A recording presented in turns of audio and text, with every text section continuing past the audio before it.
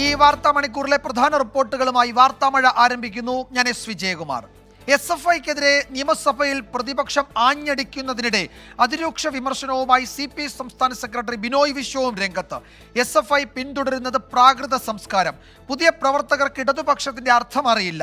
തിരുത്തിയില്ലെങ്കിൽ ഇടതുപക്ഷത്തിന് SFI ബാധ്യതയാകുമെന്നും ബിനോയ് വിശ്വം ആലപ്പുഴയിൽ പറഞ്ഞു. ആ പ്രതികരണത്തിലേക്ക് ആദ്യം. SFI ആ ശൈലി തിരുത്തിയേ തിരുത്തണം. ഇടതുപക്ഷ വിദ്യാർത്ഥി പ്രസ്ഥാനത്തിൻ്റെ ശൈലിയല്ല അതൊരു വളരെ പ്രാകൃതമായിട്ടുള്ള സംസ്കാരത്തിൻ്റെ ഭാഗമാണ്. അത് SFIക്ക് നടക്കില്ല. SFIയിലെ സുഹൃത്തുക്കൾ, സഹാക്കൾ വിദ്യാർത്ഥി പ്രസ്ഥാനത്തിൻ്റെ ചരിത്രം വായിക്കണം. പുതിയ SFIക്കാർക്ക് ഈ പുതിയ ലോകത്തിന് മുമ്പിലുള്ള ഇടതുപക്ഷത്തിൻ്റെ കടമയെപ്പറ്റി അറിയില്ല. അവരെ പഠിപ്പിക്കണം. പഠിപ്പിച്ചില്ലെങ്കിൽ, ആ ശരിയായ പാഠം പഠിച്ച് അവർ തിരുത്തിയില്ലെങ്കിൽ SFI ഇടതുപക്ഷത്തിന് ഒരു ബാധ്യതയായിട്ട് മാറും.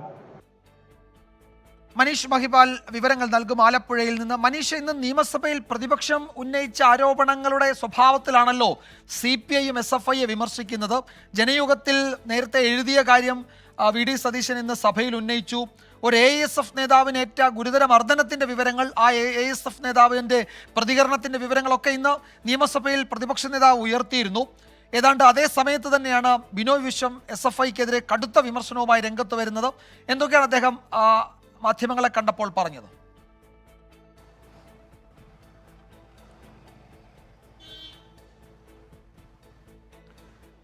വിജയകുമാർ, സമീപകാല സംഭവങ്ങൾ, പ്രത്യേകിച്ചും കൊയിലാണ്ടിയിലെ പ്രിൻസിപ്പലിൻ്റെ കാല് തല്ലി ഒടിക്കുമെന്ന വിദ്യാർത്ഥി നേതാവിൻ്റെ പ്രസംഗം, മറ്റൊന്ന് കാര്യവട്ടം ക്യാമ്പസിലെ ഇടിമുറി വിവാദം, അവിടെ ഇടിമുറിയിൽ KC നേതാവിനെ ക്രൂരമായി മർദ്ദിച്ചു എന്ന ആരോപണം, അതിലൊക്കെ തന്നെ കേസ്, അങ്ങനെയുള്ള വിഷയങ്ങൾ നടക്കുമ്പോഴാണ് അടിയന്തര പ്രമേയത്തിന് എം വിൻസെൻ്റ് മറുപടി മുഖ്യമന്ത്രി നൽകിയതിന് പിന്നാലെ പ്രതിപക്ഷ നേതാവ് ആഞ്ഞടിക്കുന്നത്. അതായത് വിദ്യാർത്ഥി പ്രസ്ഥാനം ഇതൊരിക്കലും ആശയത്തിൻ്റെ പേരിലല്ല, പ്രത്യയശാസ്ത്രത്തിൻ്റെ പിൻബലത്തിലല്ല, ഇടിമുറിയുടെ പിൻബലത്തിലാണ്, അതിൻ്റെ കരുത്തിലാണ് SFI വളരുന്നതെന്ന് വലിയ വിമർശനം പ്രതിപക്ഷ നേതാവ് സഭയിൽ ഉന്നയിക്കുന്നത്. അതിന് പിന്നാലെയാണ് ഭരണപക്ഷത്ത് തന്നെയുള്ള പ്രമുഖ പാർട്ടിയുടെ സംസ്ഥാന സെക്രട്ടറി, CPIയുടെ സംസ്ഥാന സെക്രട്ടറി ബിനോയ് വിശ്വം തന്നെ ഒരു സംഘടനാ പരിപാടിക്ക് ശേഷം മാധ്യമങ്ങളോട് അതിരൂക്ഷമായ ഭാഷയിൽ SFIക്കെതിരെ അതിരൂക്ഷമായ വിമർശനം ഉന്നയിക്കുന്നത്. ഇതാദ്യമായിട്ടല്ല CPIയുടെ നേതാക്കളോ AYFൻ്റെ ASFൻ്റെ നേതാക്കൾ ഇത്തരത്തിൽ രൂക്ഷമായ വിമർശനം ഉന്നയിക്കുന്നത്. പക്ഷേ ഈ പ്രത്യേക പുതിയ രാഷ്ട്രീയ സാഹചര്യത്തിൽ വലിയ വിമർശനം SFIക്കെതിരെ പ്രതിപക്ഷം ഉന്നയിക്കുന്ന അതേ ഘട്ടത്തിൽ തന്നെയാണ് രൂക്ഷമായ വിമർശനം CPI കൂടി ഉന്നയിക്കുന്നത്. പ്രത്യേകിച്ചും ഒരുപാട് സംഭവങ്ങൾ കാരണം ഇവിടെ SFIയുടെ മർദ്ദനത്തിന് ഇരയായിട്ടുള്ള ഒരു ആളുകൾ KSUക്കാരല്ലാതെ ASFകാരും AYFകാർ തന്നെയാണ്. അത് പല സംഭവങ്ങളുണ്ട്. എടുത്തു പറയേണ്ട വിമർശനങ്ങൾ പല ഘട്ടത്തിലും അത് പാർട്ടി മുഖപത്രത്തിലൂടെ CPI വ്യക്തമാക്കിയിട്ടുണ്ട്. അങ്ങനെ പലതരം വിമർശനങ്ങൾ CPIക്കുള്ള ഘട്ടത്തിൽ കൂടിയാണ് ഇത്തരത്തിലുള്ള ആശയപരമായിട്ടുള്ള പ്രത്യയശാസ്ത്രപരമായിട്ടുള്ള വിമർശനമുള്ളത്. അതിലേറ്റവും പ്രധാനപ്പെട്ട കാര്യങ്ങൾ ശരിയായി പഠിപ്പിക്കണം, ഒപ്പം തന്നെ നേർവഴിക്ക് നയിക്കണം എന്ന ഒരു മുന്നറിയിപ്പ് കൂടി നൽകുന്നു. മുഖ്യമന്ത്രി സഭയിൽ പക്ഷേ SFIയെ ന്യായീകരിച്ച് രംഗത്തെത്തി. ഇത്തരത്തിലുള്ള സംഭവങ്ങളിലൊക്കെ തന്നെ SFIക്ക് മേലെ മാത്രം ആണ് കുറ്റം ചാരുന്നത്. എന്തെങ്കിലും പ്രശ്നങ്ങൾ ഉണ്ടായിട്ടുണ്ടെങ്കിൽ കാര്യവട്ടം ക്യാമ്പസിലടക്കം SFIക്കാർക്കെതിരെ കേസെടുത്തു. അവിടെ ഒരു പുറത്തുനിന്ന നേതാവ് എത്തിയതുകൊണ്ട് മാത്രമാണ് അക്രമ സംഭവം ഉണ്ടായത്. ഒപ്പം തന്നെ 35 SFI പ്രവർത്തകർ കൊല ചെയ്യപ്പെട്ടിട്ടുണ്ട്. പക്ഷേ KSU പ്രവർത്തകരാരും കൊല ചെയ്യപ്പെട്ടിട്ടില്ല. തുടങ്ങിയിട്ടുള്ള SFI പ്രവർത്തകരെ ന്യായീകരിക്കുന്ന വാദങ്ങൾ മുഖ്യമന്ത്രി നിരത്തിയപ്പോഴാണ് അതിന് മറുപടി എന്നോണം പ്രതിപക്ഷ നേതാവിൻ്റെ ആരോപണം ഉയരുമ്പോൾ അതേ ഘട്ടത്തിൽ തന്നെ CPI സംസ്ഥാന സെക്രട്ടറി ബിനോയ് വിശ്വത്തിൻ്റെ ഈ വലിയ വിമർശനം വരുന്നതിന് വലിയ രാഷ്ട്രീയ മാനങ്ങളുണ്ട്, പല വ്യാഖ്യാനങ്ങളുണ്ട്. പുതിയ SFIക്കാർക്ക് ഇടതുപക്ഷം എന്ന വാക്കിൻ്റെ അർത്ഥം പോലും അറിയില്ല എന്ന വലിയ വിമർശനം തന്നെയാണ്. എന്താണെങ്കിൽ ഈ ഒരു വിമർശനം ചെറിയ രീതിയിലേക്ക് പോകില്ല. അതിന് CPIക്ക് കൂടി SFIയുടെയും CPMൻ്റെ തന്നെ മറുപടി വരുന്ന മണിക്കൂറുകൾ അല്ലെങ്കിൽ വരുന്ന ദിവസങ്ങളുണ്ടാകും. ഇതൊരു വലിയ വിവാദമായി തന്നെ മാറാനും സാധ്യതയുണ്ട്. വിജയകുമാർ. നിയമസഭയിൽ അടിയന്തര പ്രമേയ നോട്ടീസിന് മുഖ്യമന്ത്രി മറുപടി പറഞ്ഞ ഘട്ടത്തിൽ SFIയെ ന്യായീകരിക്കുകയാണ് മുഖ്യമന്ത്രി സഭയിൽ ചെയ്തത്. സഭയ്ക്ക് പുറത്താണ് ബിനോയ് വിശ്വത്തിൻ്റെ CPI സംസ്ഥാന സെക്രട്ടറിയുടെ ഈ മുന്നറിയിപ്പ്. തിരുത്തിയില്ലെങ്കിൽ ഇടതുപക്ഷത്തിന് SFI ഒരു ബാധ്യതയാകുമെന്നാണ് ആലപ്പുഴയിൽ അദ്ദേഹം പറഞ്ഞത്. മനീഷ് മഹിപാലാണ് വിവരങ്ങൾ നൽകിയത്. തിരുവനന്തപുരം കാര്യവട്ടം ക്യാമ്പസിലെ സംഘർഷത്തിൽ നിയമസഭയിൽ ഏറ്റുമുട്ടി മുഖ്യമന്ത്രിയും പ്രതിപക്ഷവും. മുഖ്യമന്ത്രി നൽകുന്ന രാഷ്ട്രീയ സംരക്ഷണമാണ് ആക്രമണം നടത്താൻ SFIക്ക് ബലം നൽകുന്നതെന്ന് പ്രതിപക്ഷം ആരോപിച്ചു.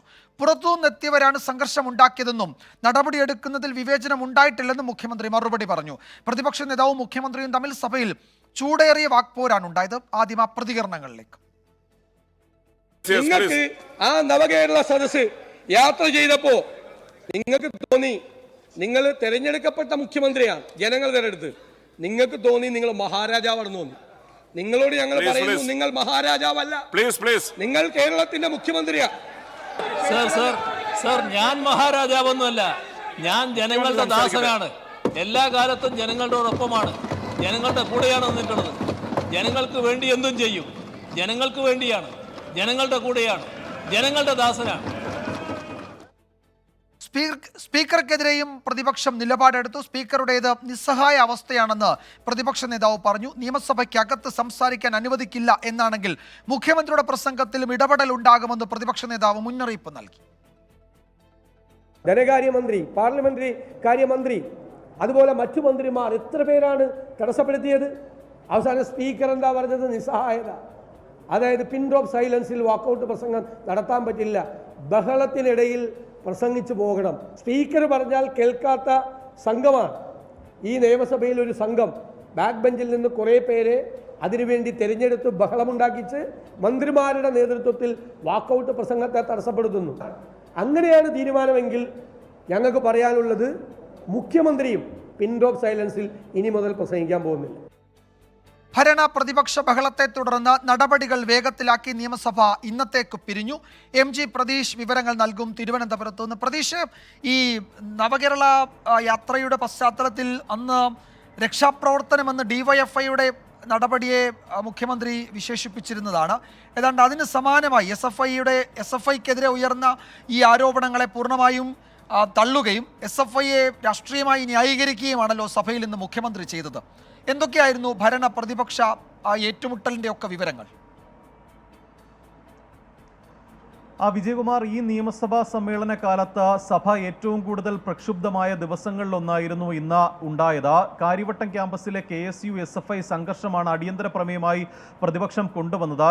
വിൻസെന്റ് MLA അടിയന്തര പ്രമേയ നോട്ടീസിന് അവതരണാനുമതി നേടി സംസാരിച്ചിരുന്നു. എല്ലാ ക്യാമ്പസുകളിലും ഇടിമുറി പ്രവർത്തിക്കുന്നുവെന്നും കാര്യവട്ടത്ത് KSU പ്രവർത്തകന് ക്രൂരമായി മർദ്ദനമേറ്റെന്നും പരസ്യ ആൾക്കൂട്ട വിചാരണ നടന്നുവെന്നതുമായിരുന്നു പ്രതിപക്ഷം അടിയന്തര പ്രമേയമായി ഉന്നയിച്ച കാര്യം. ഒപ്പം ശ്രീകാര്യം പോലീസ് സ്റ്റേഷനിൽ എത്തുമ്പോൾ തനിക്കെതിരെയും കയ്യേറ്റമുണ്ടായി എന്ന് വിൻസെന്റ് MLA നിയമസഭയിൽ പറഞ്ഞിരുന്നു. ഇതിന് മറുപടിയായി മുഖ്യമന്ത്രി സംസാരിക്കുമ്പോൾ ഈ ആരോപണങ്ങളെയെല്ലാം പൂർണ്ണമായും മുഖ്യമന്ത്രി തള്ളുകയാണ്.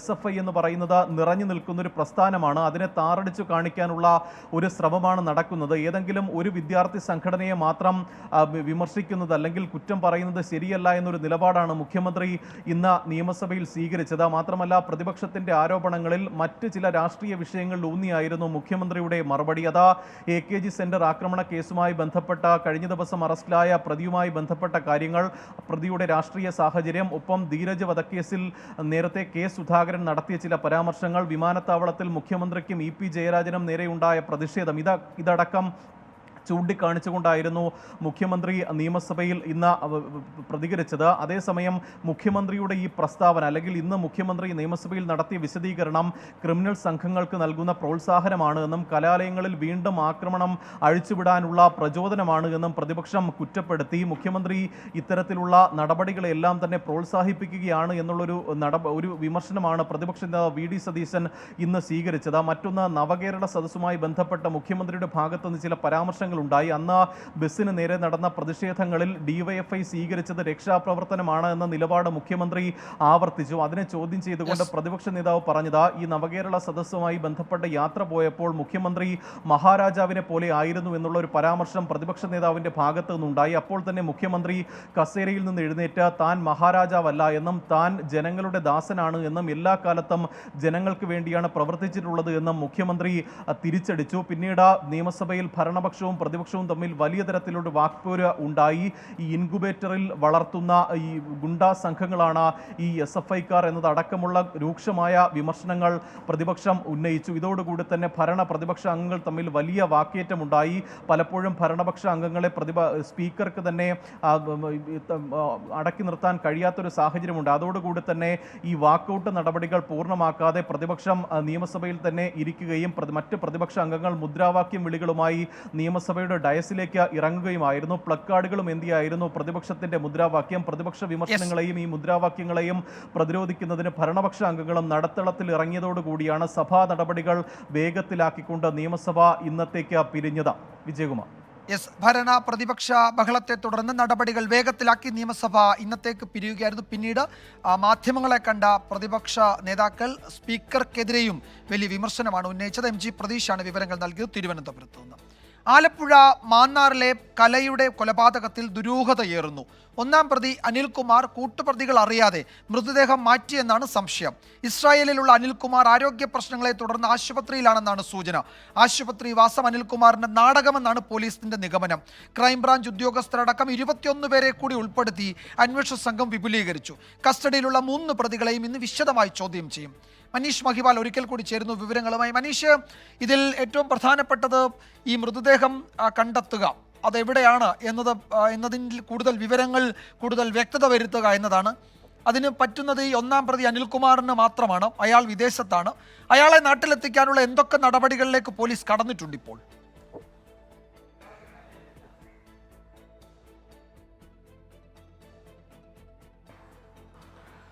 വിജയകുമാർ, ഈ അനിൽകുമാറിനെ നാട്ടിലെത്തിക്കാൻ വേണ്ടിയിട്ട് വിദേശകാര്യ മന്ത്രാലയവുമായി ബന്ധപ്പെട്ടുള്ള നീക്കങ്ങൾ പോലീസ് നടത്തുന്നുണ്ട്. ഒപ്പം തന്നെ കുടുംബവുമായി ബന്ധപ്പെട്ട് ഇവിടെ അന്വേഷണവുമായി സഹകരിക്കണം, നാട്ടിലെത്തണമെന്നുള്ള ആവശ്യം കുടുംബത്തോട് പോലീസ് അറിയിച്ചിട്ടുണ്ട്. ഇനി അതല്ല, അന്വേഷണത്തോട് സഹകരിക്കാൻ തയ്യാറല്ല എങ്കിൽ പോലീസിന് കടമ്പകൾ ഏറെയാണ്. അത് ഇന്റർപോളുമായി ബന്ധപ്പെട്ട് ആദ്യം blue corner notice, red corner notice. പക്ഷേ അതിലേക്ക് അത്തരം സങ്കീർണതകളിലേക്ക്, ബുദ്ധിമുട്ടിലേക്ക് നീങ്ങാൻ പോലീസ് ആലോചിക്കുന്നില്ല. അല്ലാതെ തന്നെ നാട്ടിലേക്ക് എത്തിക്കാനുള്ള നീക്കം കൂടുതൽ ശക്തമാക്കിയിട്ടുണ്ട്, അത് വേഗത്തിലാക്കിയിട്ടുണ്ട്.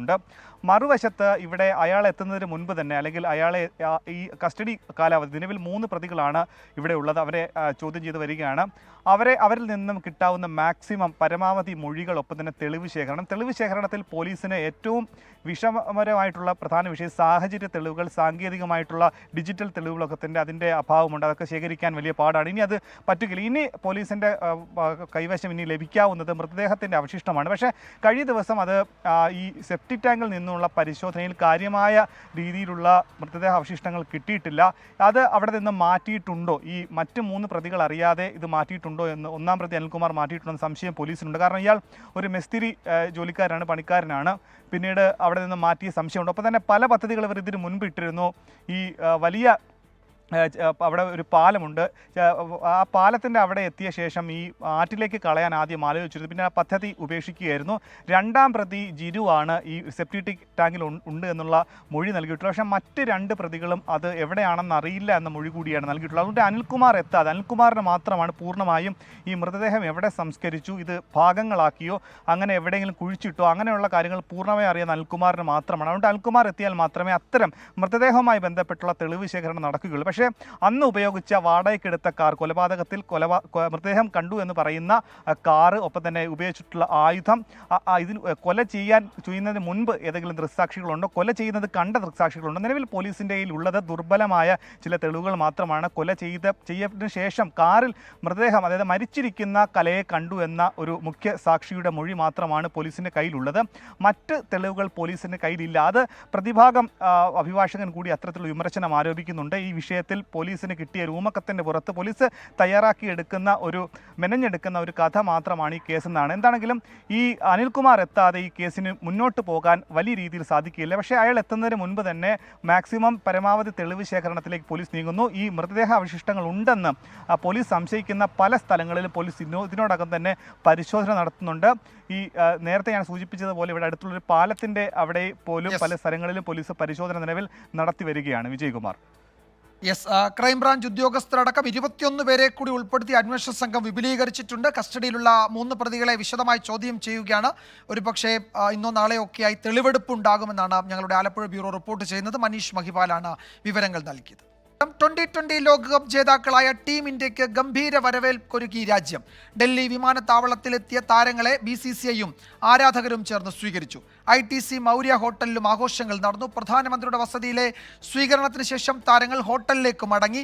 മുംബൈയിലേക്ക് തിരിക്കുന്ന ടീം വൈകിട്ട് 5-ന് നടക്കുന്ന വിക്ടറി പരേഡിൽ പങ്കെടുക്കും. 7 മണിക്ക് വാങ്കഡെ സ്റ്റേഡിയത്തിൽ നടക്കുന്ന ചടങ്ങിൽ BCCI പ്രഖ്യാപിച്ച 125 കോടി രൂപ പാരിതോഷികം കൈമാറും. പ്രധാനമന്ത്രിയുടെ വസതിക്ക് മുന്നിൽ നിന്ന് വിനീത വിജിയും മുംബൈയിൽ നിന്ന് ശ്രീനാഥ് ചന്ദ്രനും വിവരങ്ങൾ നൽകും. വിനീത, പ്രധാനമന്ത്രിയുടെ വസതിയിലെ പ്രഭാത വിരുന്ന് പൂർത്തിയായി.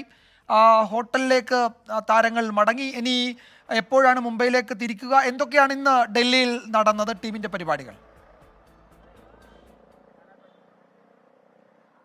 വിജയകുമാർ, ആരാധകരടക്കം കാത്തിരുന്ന ഒരു നിമിഷം രാവിലെ 6 മണിയോടുകൂടിയാണ് ഇന്ത്യൻ ടീം ഡൽഹിയിലേക്ക് എത്തിയത്. ഗംഭീരമായിട്ടുള്ളൊരു വരവേൽപ്പ് തന്നെയായിരുന്നു വിമാനത്താവളത്തിലും ഒപ്പം തന്നെ ഹോട്ടലിലുമൊക്കെ ഇന്ത്യൻ ടീമിനായി ഒരുക്കിയിരുന്നത്.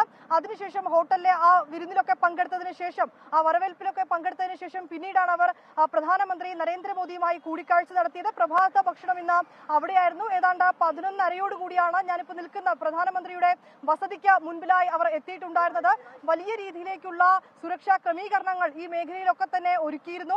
ഏതാണ്ട് അരമണിക്കൂറോളം നീണ്ടുനിന്ന കൂടിക്കാഴ്ചയ്ക്കും പ്രഭാത ഭക്ഷണത്തിനും ശേഷം ടീം ഇന്ത്യ ഇപ്പോൾ ഈ വസതിയിൽ നിന്ന് പ്രധാനമന്ത്രിയെ കണ്ടതിന് ശേഷം ഈ വസതിയിൽ നിന്ന് തിരിച്ച ഹോട്ടലിലേക്ക് മടങ്ങിയിരിക്കുകയാണ്. മയൂര ഹോട്ടലിലേക്കാണ് മടങ്ങിയിരിക്കുന്നത്. അവിടെ നിന്ന് ഏതാണ്ട് 2 മണിയോടുകൂടി പിന്നീട് വിമാനത്താവളത്തിലേക്ക് എത്തുമെന്നാണ് നമുക്ക് അറിയാൻ കഴിയുന്നത്. അതിനുശേഷമായിരിക്കും മറ്റ് ചടങ്ങുകൾ, മറ്റ് പരിപാടികളൊക്കെ തന്നെ ഏർപ്പെടുത്തിയിരിക്കുന്നത്. മുംബൈയിലാണ് പിന്നീടുള്ള വൈകിട്ടുള്ള പരിപാടികളിലൊക്കെ തന്നെ പങ്കെടുക്കും. എന്താണെങ്കിലും ഡൽഹിയിലെത്തിയ ടീമിന് ഗംഭീരമായിട്ടുള്ള ഒരു വരവേൽപ്പ് തന്നെയാണ് ആരാധകരടക്കം നൽകിയിട്ടുണ്ടായിരുന്നത്. നമ്മളിവിടെ നിൽക്കുമ്പോഴും ഈ റോഡിന് സമീപമൊക്കെ ഇന്ത്യൻ ടീമിനെ കാണുന്നതിനുമായി എത്തിയ നിരവധി ആളുകളടക്കം ഇവിടെ ഉണ്ടായിരുന്നു.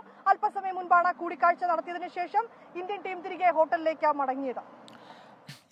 വിനീത വിജിയാണ് പ്രധാനമന്ത്രിയുടെ വസതിക്ക് മുന്നിൽ നിന്ന് വിവരങ്ങൾ നൽകിയത്. മുംബൈയിൽ വൈകിട്ട് വിക്ടറി പരേഡ് നടക്കുന്നുണ്ട്. അത് നരിമാൻ പോയിന്റ് മുതൽ വാങ്കഡെ സ്റ്റേഡിയം വരെ ഉള്ള ദൂരത്താണ്. 125 കോടി രൂപയാണ് BCCI സമ്മാനത്തുകയായി പ്രഖ്യാപിച്ചത്. അത് വാങ്കഡെ സ്റ്റേഡിയത്തിലെ ചടങ്ങിൽ കൈമാറും. മുംബൈയിൽ നിന്ന് ശ്രീനാഥ് ചന്ദ്രൻ വിവരങ്ങൾ നൽകും. ശ്രീനാഥ്, മുംബൈയിലെ ചടങ്ങുകളുടെ വിവരങ്ങൾ എന്തൊക്കെയാണ്? വലിയ സ്വീകരണമാണോ താരങ്ങൾക്ക് അവിടെ ഒരുക്കിയിരിക്കുന്നത്? വിശദാംശങ്ങൾ. ഉച്ചയ്ക്ക് ശേഷം ഇപ്പോൾ മുംബൈയിലേക്ക് ടീം എത്തിയാൽ പിന്നീടുള്ള പ്രധാനപ്പെട്ട ചടങ്ങുകൾ വാങ്കഡെ സ്റ്റേഡിയത്തിൽ വെച്ചാണ് നടക്കുന്നത്. ആദ്യം വിമാനത്താവളത്തിൽ നിന്ന് താരങ്ങൾ നേരെ ഹോട്ടലിലേക്ക് പോകുന്നു. അവിടെ നിന്ന് വൈകിട്ട് 5 മണിയോടെ വാങ്കഡെ സ്റ്റേഡിയത്തിലെത്തും. അവിടെ തുറന്ന ബസ്, താരങ്ങൾക്ക് സഞ്ചരിക്കാനുള്ള പരേഡിനായുള്ള തുറന്ന ബസ് തയ്യാറായി കഴിഞ്ഞിട്ടുണ്ട്. ഇന്ത്യൻ ടീമിൻ്റെ ചിത്രങ്ങളൊക്കെ ആലേഖനം ചെയ്തിട്ടുള്ള ബസ്സാണ്. അതിൽ 5 മണിക്ക് പുറത്തേക്ക്, വാങ്കഡെ സ്റ്റേഡിയത്തിന് പുറത്തേക്ക് താരങ്ങൾ ആ ബസ്സിൽ വരും. അവിടെ നിന്ന് നേരെ നരിമാൻ പോയിന്റിലേക്ക്, അവിടെ നിന്ന് തിരിച്ച് വീണ്ടും വാങ്കഡയിലേക്ക് ഏതാണ്ട് 2 കിലോമീറ്റർ ദൂരത്തിൽ ടീം ആരാധകരെ കണ്ടുകൊണ്ട്, ആരാധകരുടെ സ്നേഹവായ്പകൾ ഏറ്റുവാങ്ങിക്കൊണ്ട് തിരികെ വാങ്കഡെ സ്റ്റേഡിയത്തിലേക്ക് എത്തും. രാത്രി 7 മണിയോടെ അവിടെ എത്തിക്കഴിഞ്ഞാൽ പിന്നീട് അരമണിക്കൂർ നേരം വാങ്കഡെ സ്റ്റേഡിയത്തിൽ അനുമോദന ചടങ്ങാണ്. അതിൽ വെച്ചാണ് നേരത്തെ സൂചിപ്പിച്ച പോലെ 125 കോടി രൂപ സമ്മാനം അത് BCCI താരങ്ങൾക്ക് സമ്മാനിക്കുന്ന അടക്കമുള്ള കാര്യങ്ങൾ. ആരാധകർക്ക് സ്റ്റേഡിയത്തിലേക്ക് വൈകിട്ട് 4 മണി മുതൽ തന്നെ പ്രവേശനമുണ്ട്. ഫ്രീ ആണ്. പ്രത്യേകിച്ച് ടിക്കറ്റോ ഒന്നും തന്നെ എടുക്കേണ്ടതില്ല. പക്ഷേ 5 മണിക്കകം തന്നെ ആരാധകരൊക്കെ സ്റ്റേഡിയത്തിൽ നേരത്തെ തന്നെ എത്തണം എന്ന് പോലീസ് ആവശ്യപ്പെട്ടിട്ടുണ്ട്. സുരക്ഷാ ക്രമീകരണങ്ങളുടെ ഭാഗമായാണ് ആദ്യം എത്തുന്നവർക്ക് ആദ്യം അവസരം എന്നുള്ള രീതിയിൽ സ്റ്റേഡിയം നിറയുന്നത് വരെ ആളുകൾക്ക് പ്രവേശനം നൽകും എന്നതാണ് പോലീസും ഒപ്പം തന്നെ MCAയും ഒക്കെ തന്നെ അറിയിച്ചിട്ടുള്ളത്. ആ തരത്തിൽ വലിയ സുരക്ഷാ ക്രമീകരണങ്ങൾ കൂടി ഒരുക്കേണ്ടതുണ്ട്. നിലവിൽ പ്രതീക്ഷിക്കുന്നത് ഈ മറൈൻ ഡ്രൈവിലൂടെ ഈ പരേഡ് സഞ്ചരിക്കുമ്പോൾ ഏതാണ്ട് ഇരുവശത്തും ആളുകളെ കൊണ്ട് ഇങ്ങനെ നിറയാനുള്ള സാധ്യതയുണ്ട്. ഒരുപക്ഷെ 2007 കണ്ടതുപോലെ അന്ന് ജോഹന്നാസ്ബർഗിൽ കിരീടമുയർത്തി തിരികെ എത്തിയ ടീം മുംബൈയിൽ ഇതുപോലെയൊരു പരേഡ് നടത്തിയിരുന്നു. പക്ഷേ ഇതിലും കൂടുതൽ ദൂരം അന്നുണ്ടായിരുന്നു. അന്ന് മുംബൈ നഗരം ഏതാണ്ട് നിശ്ചലമായ അവസ്ഥയിൽ ആരാധകരെ കൊണ്ട് നിറഞ്ഞ ഒരു സാഹചര്യമുണ്ടായിരുന്നു. സമാനമായ കാഴ്ചകൾ ഒരുപക്ഷെ ഇന്നും കാണാനുള്ള സാധ്യതയുണ്ട്. അതിനുള്ള അവസാനഘട്ട ഒരുക്കങ്ങൾ, തയ്യാറെടുപ്പുകളൊക്കെ തന്നെയാണ് ഇപ്പോൾ നടക്കുന്നത്. നഗരമാകെ പോലീസിനെ വിന്യസിച്ച് ആയിരിക്കും ഈ തരത്തിൽ സുരക്ഷാ ക്രമീകരണങ്ങൾ ഏർപ്പെടുത്തുക. വിജയകുമാർ. മുംബൈയിൽ നിന്ന് ശ്രീനാഥ് ചന്ദ്രനാണ് വിവരങ്ങൾ നൽകിയത്. ഈ ദൃശ്യത്തിൽ കാണുന്നതാണ് താരങ്ങൾക്ക് യാത്ര ചെയ്യാനായി സജ്ജമാക്കിയിരിക്കുന്ന ആ പ്രത്യേക ബസ്. ഇതിലൂടെയാണ് നരിമാൻ പോയിന്റ് മുതൽ വാങ്കഡെ സ്റ്റേഡിയം വരെയുള്ള ദൂരം ഈ ട്രോഫിയുമായി ഒരു വിക്ടറി പരേഡ് ടീം ഇന്ത്യ നടത്തുന്നത്. റോഡിൻ്റെ ഇരുവശവും ആരാധകർക്ക് ടീമിനെ അഭിവാദ്യം ചെയ്യുന്നതിന് ഉള്ള സൗകര്യവും ഒരുക്കിയിട്ടുണ്ട്. ഒരു പക്ഷേ മുംബൈ നഗരം നിശ്ചലമാകുന്ന ഒരു വിക്ടറി പരേഡിനായിരിക്കും വൈകിട്ട് 5 മണിക്ക് ശേഷം സാക്ഷ്യം വഹിക്കാൻ പോകുന്നത് എന്നാണ് ഞങ്ങളുടെ മുംബൈ ബ്യൂറോ റിപ്പോർട്ട് ചെയ്യുന്നത്. വാങ്കഡെ സ്റ്റേഡിയത്തിൽ പിന്നീട് സ്വീകരണമുണ്ട്. അവിടെ വെച്ച് ടീമിന് BCCI സമ്മാനത്തുക കൈമാറും.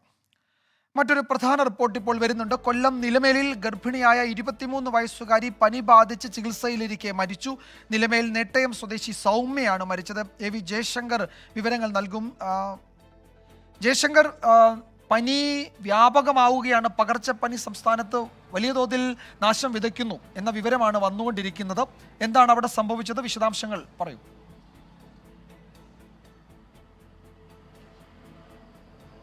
അതായത് നിലമേൽ നെട്ടയം സ്വദേശി സൗമ്യയാണ് നിലവിൽ പനി ബാധിച്ച ചികിത്സയിലിരിക്കെ മരിക്കുന്ന ഒരു സാഹചര്യം ഉണ്ടായത്. ഇക്കഴിഞ്ഞ 1-ാം തീയതിയാണ് പനിയും ഛർദിയും ഉണ്ടായതിനെ തുടർന്ന് ഈ സൗമ്യയെ കടക്കൽ താലൂക്ക് ആശുപത്രിയിൽ പ്രവേശിപ്പിച്ചു. സ്ഥിതി ഗുരുതരമാണെന്ന് കണ്ടെത്തിയ സാഹചര്യത്തിൽ പിന്നീട് തിരുവനന്തപുരം മെഡിക്കൽ കോളേജിലേക്കും ഇവരെ മാറ്റി. മെഡിക്കൽ കോളേജിൽ ചികിത്സയിലിരിക്കെയാണ് ഇന്ന് ഇവർ മരണപ്പെടുന്ന ഒരു സാഹചര്യം ഉണ്ടായിരിക്കുന്നത്. ഇവർ ഗർഭിണിയായിരുന്നു. ഗർഭിണിയായിരിക്കെയാണ് ഇത്തരത്തിൽ പനി വരുന്നത്. ഗർഭിണിയായിരിക്കെയാണ് ഇവർ മരണപ്പെടുന്ന ഒരു സാഹചര്യം ഉണ്ടായിരിക്കുന്നത്. തിരുവനന്തപുരം മെഡിക്കൽ കോളേജിൽ വെച്ചാണ് ഈ മരണം. എന്തായാലും ഡോക്ടർമാരുടെ നിർദ്ദേശാനുസരണം ഇവരുടെ മൃതശരീരം RDOയുടെ സാന്നിധ്യത്തിൽ പോസ്റ്റ്മോർട്ടം ചെയ്യാനാണ് നിലവിലെ തീരുമാനം. ഈ പോസ്റ്റ്മോർട്ടം റിപ്പോർട്ട് ലഭിക്കുന്നതോടുകൂടി എന്ത് പനി ബാധിച്ചാണ്, പനിയുടെ സ്വാധീനം മൂലമാണോ ഈ മരണമുണ്ടായതെന്ന് സ്ഥിരീകരിക്കാൻ സാധിക്കുമെന്നാണ് തിരുവനന്തപുരം മെഡിക്കൽ കോളേജ് വൃത്തങ്ങൾ വ്യക്തമാക്കുന്നത്. 23 വയസ്സ് മാത്രമാണ് ഇവർക്കുള്ളത്. 3 വർഷം മുമ്പാണ് കൊല്ലം നിലമേലിലാണ് ഗർഭിണി പനി ബാധിച്ച് ചികിത്സയിലിരിക്കെ മരിച്ചത്. സംസ്ഥാനത്ത് പകർച്ചപ്പനി കൂടുതൽ മേഖലകളിലേക്ക് പടരുന്നു എന്ന ആശങ്ക ജനിപ്പിക്കുന്ന റിപ്പോർട്ടൊക്കെ വരുന്നതിനിടെയാണ് ഒരു മരണം സംബന്ധിച്ചുള്ള വിശദാംശങ്ങൾ വന്നത്. ഈ റിപ്പോർട്ടോടെ വാർത്താമഴ അവസാനിക്കുകയാണ്.